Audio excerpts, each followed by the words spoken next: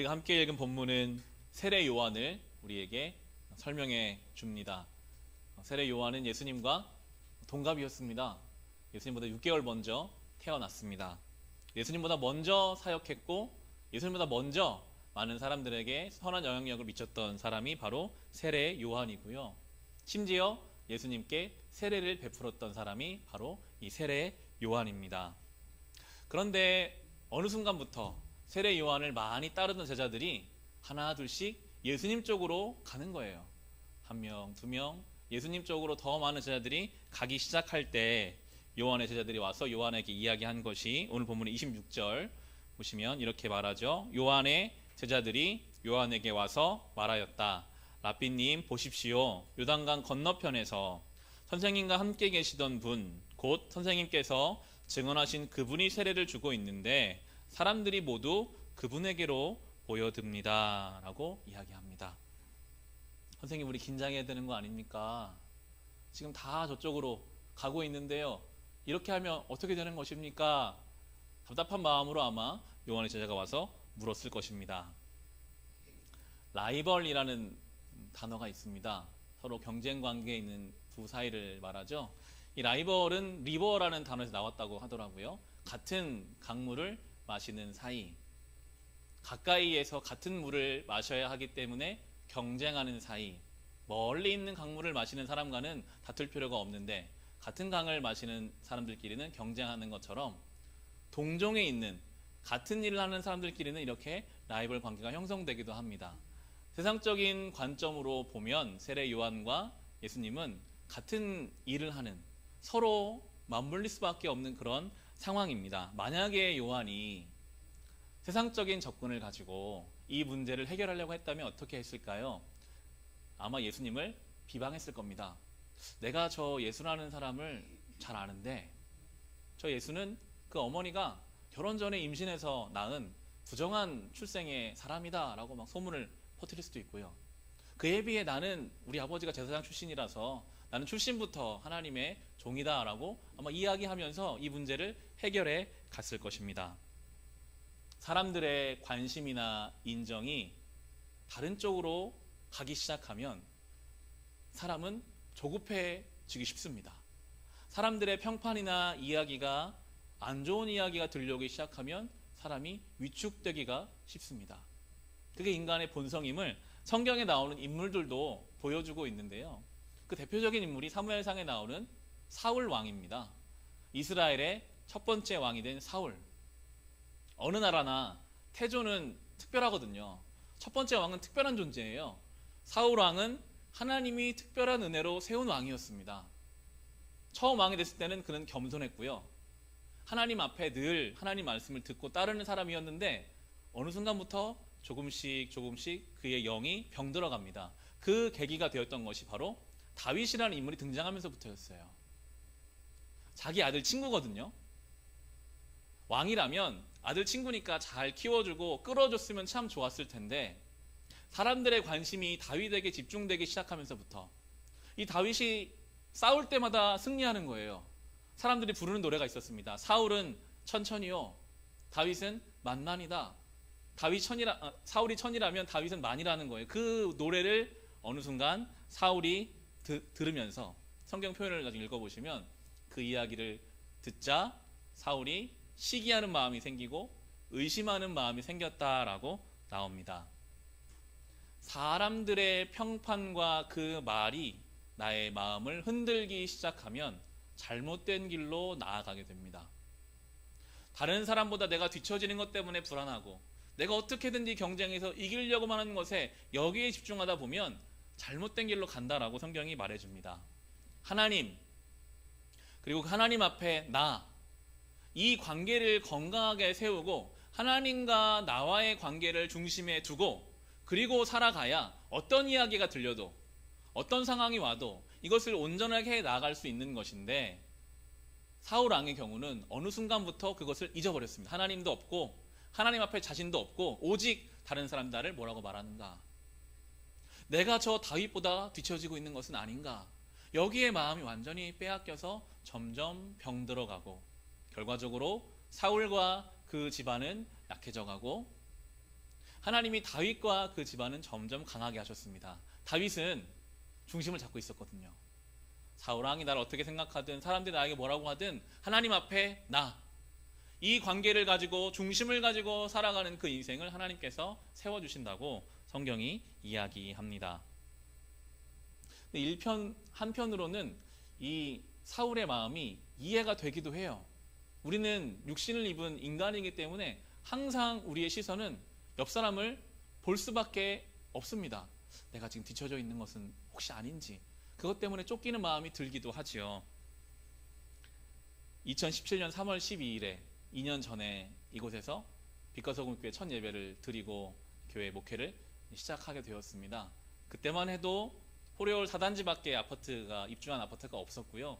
이 상가에는 저희 교회밖에 없을 때 그렇게 목회를 시작했습니다. 신경 쓸 일이 없었어요. 그저 기도하면서 하나님 앞에 매달릴 수밖에 없었는데 아파트가 점점 들어오고 자연스럽게 교회가 하나 둘 더 생기기 시작하더라고요. 옆에 상가에도 근처에도 여러 큰 교회, 작은 여러 교회들이 생겨나기 시작하면서부터 저도 신경이 쓰이는 거예요.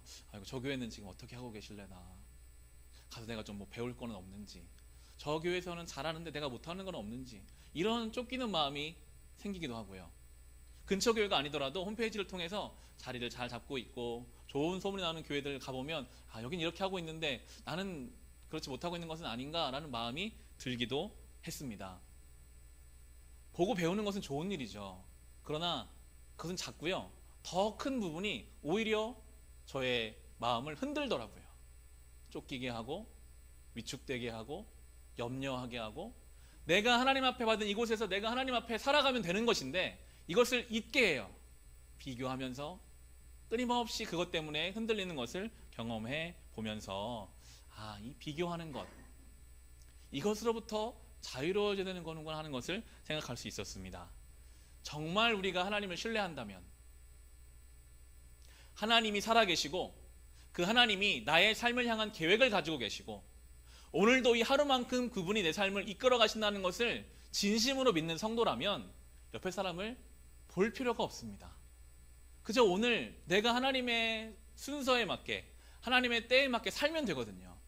내가 뒤처지는지 앞서가는지, 뒤처지면 불안해하고 앞서가면 교만하고, 이것이 우리의 모습인데 여기서부터 자유로워질 수 있는 것은 하나님이 살아계시고 오늘도 그분은 나의 삶을 인도해 가신다. 이 믿음을 가지고 우리가 이 길을 가야 하겠습니다. 세례 요한은 그것을 잘 알고 있는 사람이었습니다. 오늘 본문에 27절과 28절의 말씀 우리 같이 한번 읽어보겠습니다. 요한이 대답하였다. 하늘이 주시지 않으면 사람은 아무것도 받을 수 없다. 너희야말로 내가 말한 바 나는 그리스도가 아니고 그분보다 앞서서 보내심을 받은 사람이다 한 말을 증언할 사람들이다 라고 요한이 말합니다. 요한은요, 하나님을 바라보는 시선이 살아있는 사람이었어요. 사람들이 나한테 많이 있고 그러다가 이 사람들이 다 예수님께로 가고, 이게 요한에게 중요하지 않았어요. 내가 사역을 시작한 것도 하나님이 주셔서 한 것이고, 이 사역 가운데 사람들을 많이 보내주신 분도 하나님이시고, 이제 이 사람들이 저 예수님께로 가게 하신 분도 하나님이시다. 하늘로부터 온 것이 아니면 내가 할 수 있는 것이 아무것도 없다. 이미 요한은 이것을 알고 있었기 때문에 사람들의 이야기나 그 흐름에 흔들리지 않습니다. 자기 정체성을 이야기하죠. 나는 그리스도가 아니다. 나는 그저 그분보다 먼저 와서 그 길을 그냥 준비하는 사람일 뿐이다 라고 요한은 자기에 대해서 이야기를 합니다. 이어진 29, 30절도 같이 한번 읽어보겠습니다. 신부를 차지하는 사람은 신랑이다. 신랑의 친구는 신랑이 오는 소리를 들으려고 서 있다가 신랑의 음성을 들으면 크게 기뻐한다. 나는 이런 기쁨으로 가득 차 있다. 그는 흥하여야 하고 나는 쇠어야 한다 라고 고백합니다. 결혼식의 주인공은 당연히 신랑과 신부입니다. 요한은 말해요. 나는 주인공이 아니다. 나는 신랑도 신부도 아니다. 나는 그냥 신랑의 친구일 뿐이다. 자기가 주인공이 아닌데도 오늘 설교의 제목처럼 나는 이런 기쁨으로 가득 차 있다라고 고백해요. 그럼 어떤 기쁨이었을까요? 나는 주인공이 아니지만 이 결혼식에서 나에게 맡겨주신 역할이 있고, 나는 그 역할을 충실하게 수행했기 때문에 그 가운데 주시는 기쁨으로 나는 가득 차 있다라고 요한이 고백하고 있습니다. 하나님 나라, 하나님의 그 뜻 가운데 맡겨진 그 자리가 어딘지를 아는 사람, 그리고 그 자리에서 그 역할을 감당하는 사람만이 누릴 수 있는 기쁨이 있습니다.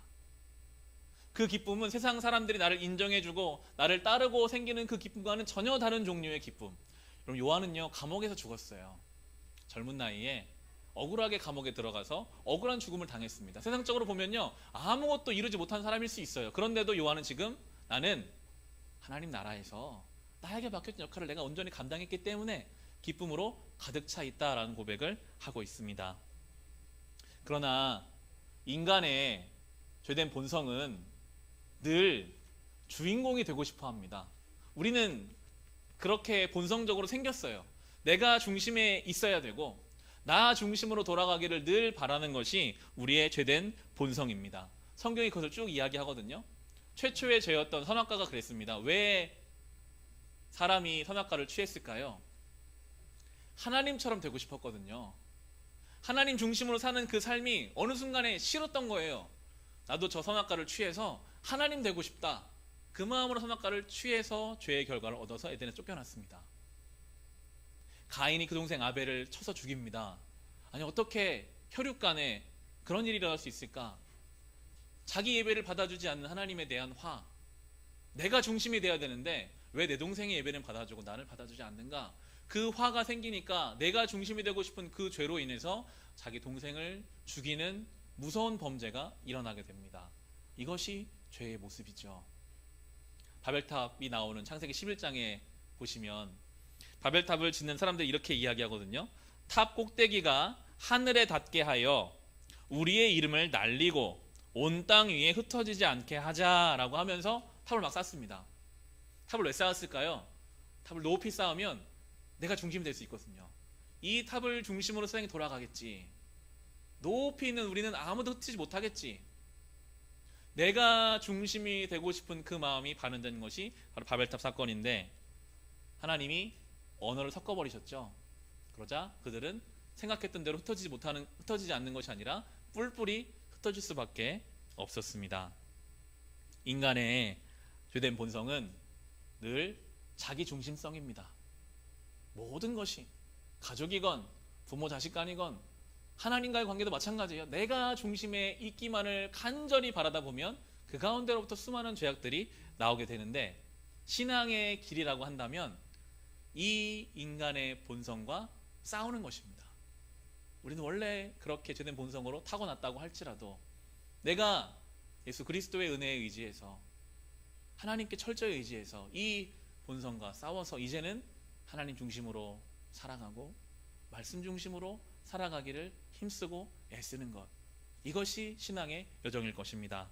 요한이 그렇게 이야기하거든요. 이어지는 31절, 32절 같이 한번 읽어보겠습니다. 위에서 오시는 이는 모든 것 위에 계신다. 땅에서 난 사람은 땅에 속하여서 땅의 것을 말한다. 하늘에서 오시는 이는 모든 것 위에 계시고 자기가 본 것과 들은 것을 증언하신다. 그러나 아무도 그의 증언을 받아들이지 않는다 라고 나오면서 위에서 오시는 분이 계시고 땅에 속한 존재가 나옵니다. 이것이 우리 안에서 오늘도 싸우고 있죠. 우리의 땅에 속한 죄된 본성이 여전히 우리를 붙잡고 있고 하나님 말씀이 우리에게 허락되고 있습니다. 어떻게 이 관계 속에서 우리가 주님 원하시는 삶을 살아갈 것인가, 이것이 신앙의 여정인 것이죠. 이어지는 33절부터 36절도 같이 한번 읽어보겠습니다. 그의 증언을 받아들인 사람은 하나님의 참되심을 인정한 것이다. 하나님께서 보내신 이는 하나님의 말씀을 전한다. 그것은 하나님께서 그에게 성령을 아낌없이 주시기 때문이다.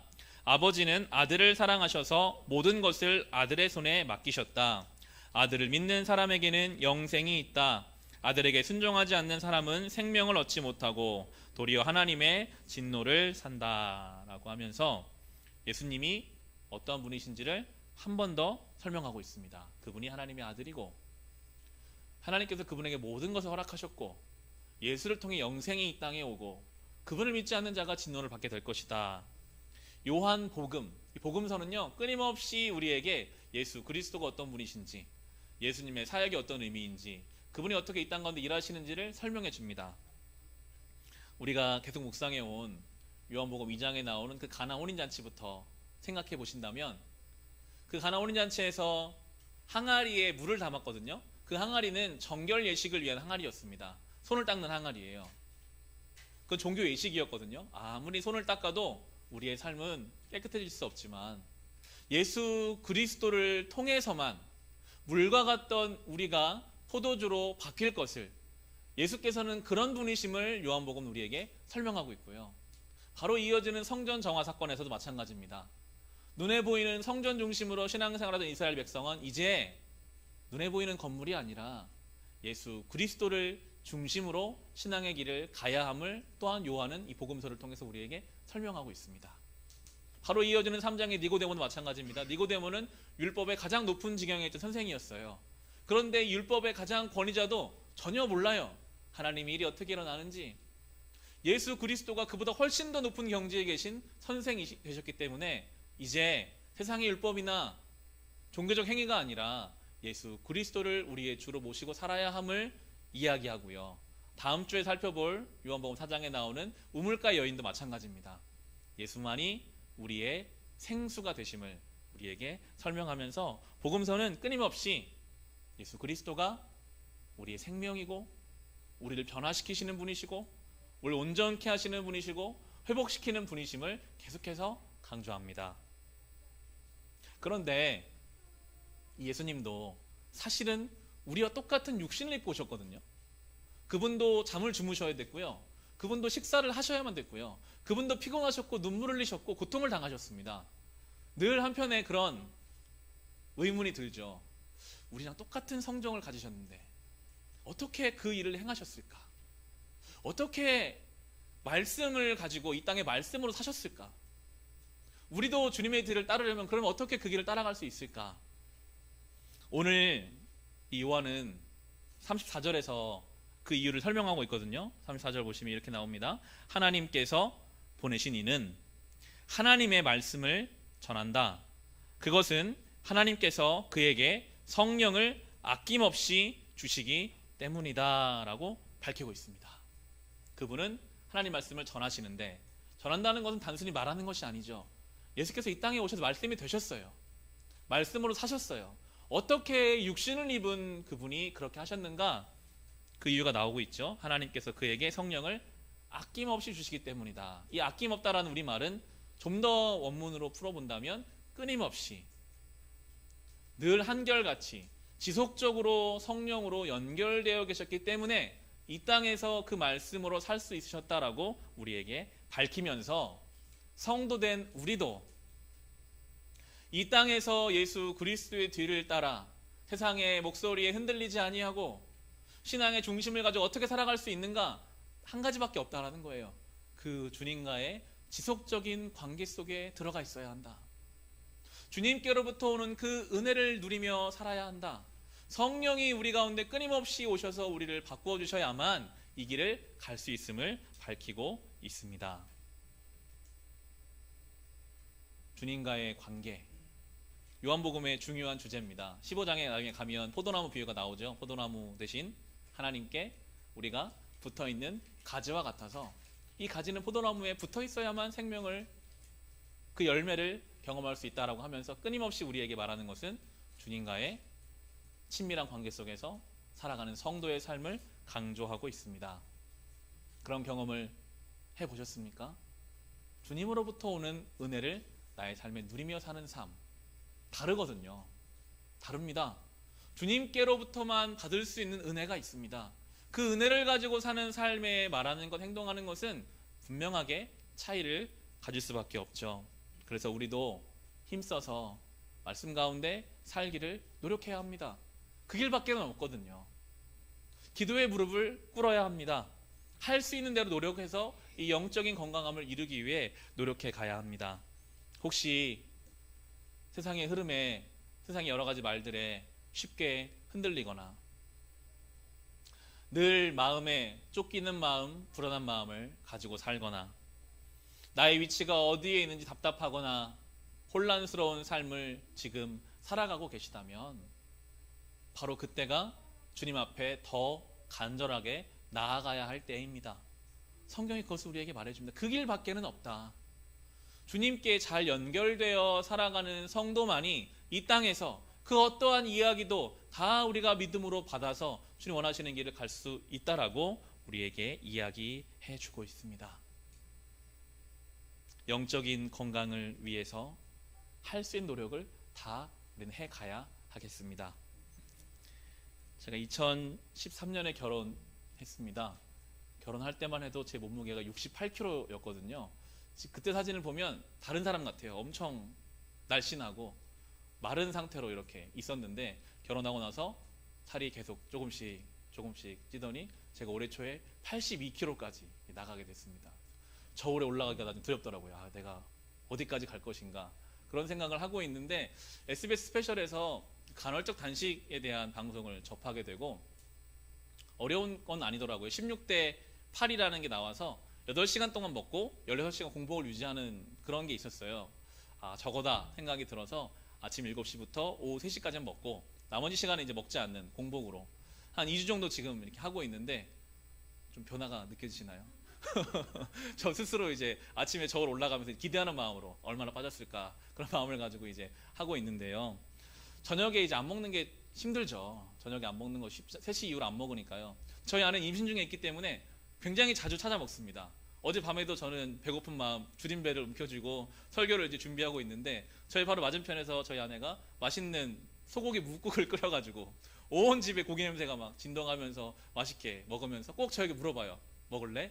물어보면 저는 이제 나는 이제 먹으면 안 되지 이렇게 하고 하는데 그때마다 내가 절제해야지 참아야지 마음을 가지고 하고 있었는데요. 어제 설교를 준비하고 그 과정을 겪으면서 내가 육신의 건강을 위해서도 참고 절제하고 제가 이것만 해봤을까요? 여러 가지 해봤겠죠. 이렇게도 해보고 이렇게도 해보고 이거 안 되면 또 저것도 해보고 여러 수를 쓰고 검색도 해보고 책도 찾아보고 좋다는 것을 해보는데 아마 어떤 약이 개발돼서 이 약을 먹으면 부작용도 없고 혈압도 낮아지고 몸무게도 줄어드는 약이 있다면 모든 사람들은 돈을 많이 주고서라도 그 약을 찾아 먹을 겁니다.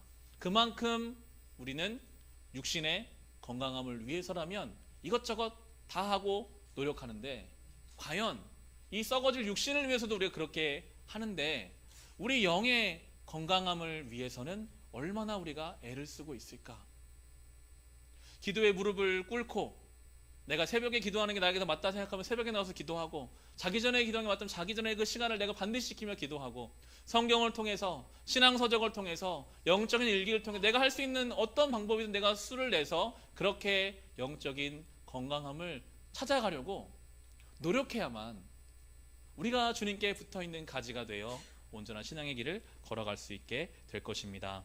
영적인 건강을 유지하기 위해 노력해 보시기를 바랍니다. 오늘 세례 요한이 누린 이 기쁨은 세상이 인정해줘서 누린 기쁨은 아니었습니다. 하나님의 나라, 하나님의 큰 그림 속에서 자기의 자리를 알고 그 자리를 지킴으로 누리는 기쁨이 요한을 충만하게 했습니다. 그럼 하나님은 우리에게 어떤 역할을 맡기시기 원하실까요? 하나님의 그 큰 나라 가운데 2019년을 살아가는 우리는 어떠한 자리, 어떠한 모습으로 하나님 나라의 그 역할을 감당할 수 있을까요? 새벽마다 레위기를 묵상해 가고 있습니다. 저는 그렇게 적용을 하게 되죠. 우리가 한 교회를 섬기고 같은 말씀 묵상하는 이 가운데 분명히 주시는 하나님의 뜻이 있다. 레위기를 묵상하는데요. 저에게 주신 은혜가 있었습니다. 레위기에서는 제사장들에게 말씀하시는데 주로 제사장들을 향한 말씀입니다. 레위기에 나오는 제사장들을 향해서 하나님 말씀하시는 것은 거룩할 것을 요구하십니다. 제사장으로 세워진 아론과 그의 아들들이 거룩하게 살 것을. 성경이 레위기에서 말하는 거룩함은요 굉장히 구체적이에요. 먹어도 되는 음식이 있고 먹지 말아야 될 음식도 있어요.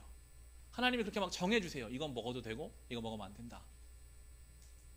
발굽이 갈라지고 되새김질하는 짐승만 먹게 하셨어요. 돼지고기 같은 건 먹지 못하게 돼요. 처음에는 여러 의문이 들죠. 왜 그러셨을까? 돼지라는 짐승이 부정해서 그럴 건가? 저는 그렇게 생각되지는 않더라고요. 음식을 하나 먹어도 조리된 음식을 먹는 그 자리에서도 고민하는 거죠. 내가 제사장으로 거룩하게 부름받았는데 혹시 내가 이 음식을 먹어서 하나님 앞에 이 거룩함을 잃지는 않을까? 나의 삶의 작은 부분 하나까지도 내가 제사장으로서 거룩하게 살기 위해 깨어있기를 원하시는 주님, 나의 삶의 한 부분 한 부분, 내가 이렇게 말하고 내가 이렇게 행동하고 내가 이렇게 결정하는 이것이 나에게는 자연스럽고 세상에서는 아무런 손가락질하는 사람이 없어도 내가 하나님 앞에 이 거룩함을 놓치지 않으려고 애쓰고 고민하고 기도하는 그 과정을 통해서 거룩함을 이뤄가기를 원하시더라고요. 이 시대에 저와 여러분이 부름받은 모든 성도가 제사장입니다. 베드로전서 2장 9절에 나오거든요. 우리는 왕같은 제사장들이요 라고 이미 우리를 제사장으로 부르고 계십니다. 하나님과 세상을 연결하는 건 제사장입니다. 하나님 나라의 여러 역할이 있지만 그 가운데 우리에게 제사장의 역할을 맡기셨습니다. 그럼 우리도 거룩하게 살아야 합니다. 제사장으로서 거룩한 삶을 살아야 합니다. 세상에서는 여러분 다 괜찮아도 혹시 우리가 하는 이 행동이 하나님 앞에 거룩하지 않은 것이라고 우리가 그렇게 믿고 있다면 과감하게 절제하시고 과감하게 거부하시고 거절하시기 바랍니다. 불편할 수 있습니다. 딱딱할 수 있습니다. 그러나 그 자리, 그 결단이 하나님 앞에 살아가는 거룩함인 줄 믿고 살아가십시오. 그리고 제사장은 본인만 거룩하라고 부르신 것이 아니라 그 거룩함이 무엇인지를 가르치라고 하셨습니다. 보이라고 하셨습니다. 우리가 하나님 앞에 거룩하게 살고 우리의 삶으로 거룩이 무엇인지를 가르치고 우리의 자녀들에게 우리의 가정에서 우리의 일상에서 거룩함을 나타내고 가르치는 존재로 우리가 살 때 요한처럼 나는 이 기쁨으로 가득 차 있다. 하나님 나라에서 나에게 주신 역할, 내가 이 역할을 감당함으로 주님이 주시는 기쁨이 있다라는 이 고백 가운데 우리가 살아갈 수 있기를 소망합니다. 이 말씀을 기억하며 한 주간을 살아갑시다. 특별히 오늘 주신 이 말씀, 거룩하게 살라는 말씀, 주님과의 관계 속에서 열매를 누리며 살아가는 이 말씀을 기억하며 이 한 주를 살아갈 수 있으시기를 주님의 이름으로 축원합니다.